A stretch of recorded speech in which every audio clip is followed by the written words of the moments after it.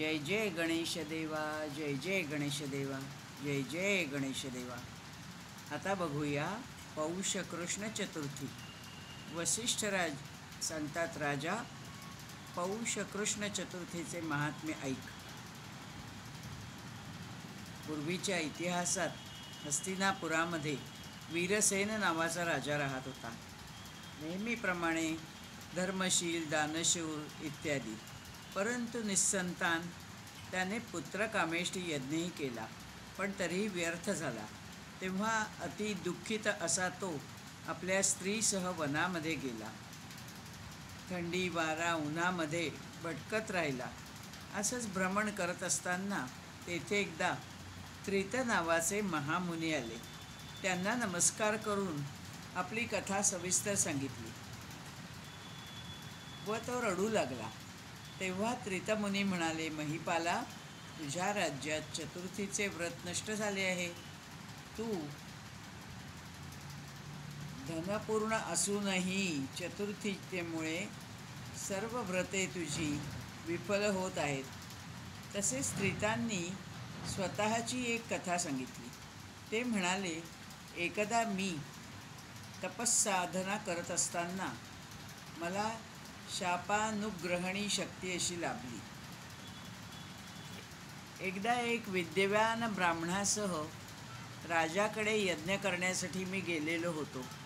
तिथे मला विपुल धनद्रव्य, पशुधन सगळं मिळवलं आणि मी वनातून घरी परत जात होतो.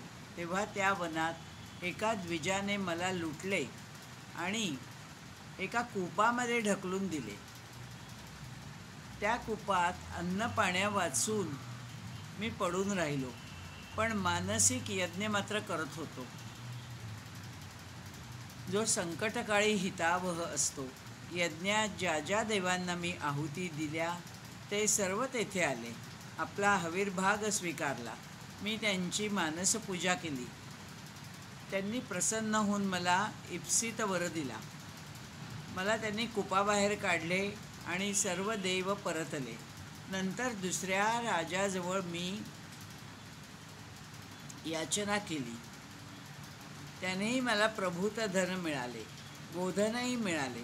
त्वरित आश्रमात परतलो, उग्रतप आचरिले. त्या योगे मला ज्ञान प्राप्त झाले. तेव्हाच मुद्गल मुनी आश्रमात आले. मी त्यांना प्रणाम केला. त्यांनी मला शक्ती, सूर्य व विष्णूचे तसेच शंकराचेही ज्ञान दिले. त्यांच्या संयोगानेच गणप होतो. विधियुक्त एकाक्षर मंत्र दिला. नंतर मी गणराज भक्ती करू लागलो. तेव्हा मला समजले की गणेशाहून अन्य तप, ब्रह्म, कर्म व ज्ञान नाही. या जगात गणेशाहून कोणीही श्रेष्ठ नाही. म्हणूनच तर तो सर्वपूज्य आहे, आदिपूज्य आहे, सर्व कार्य सिद्धिप्रद आहे.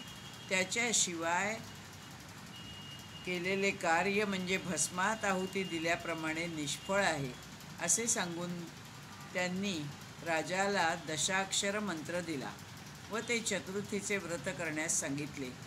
आता त्रितमुनी अंतर्धान पावले. राजा नगरात परतला.